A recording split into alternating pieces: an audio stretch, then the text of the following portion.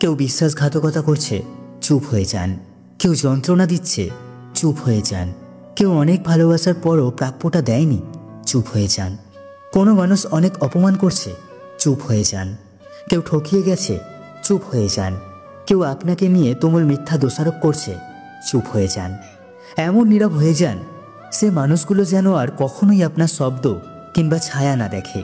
মৃত হয়ে যান তাদের কাছে। প্রতিজ্ঞা করুন আর কখনোই ঘুরে তাকাবেন না।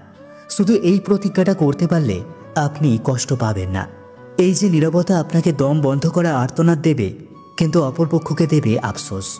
আসলে আমরা হারাবার ভয়ে শব্দ দিয়ে প্রতিবাদ করি, কিন্তু আপনি জানেন কি, যে মানুষগুলো আপনাকে মানুষ বলে মূল্যায়ন করেনি, আপনাকে দমবন্ধ কান্নার অনুভূতি দিয়েছে, তারা আপনার কেউ না।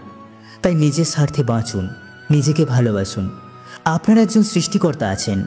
সকল দুঃখ কষ্ট চাওয়া পাওয়ার কথা সৃষ্টিকর্তাকে বলুন, তিনি সব কিছুর সমাধান করবেন। রাধে রাধে।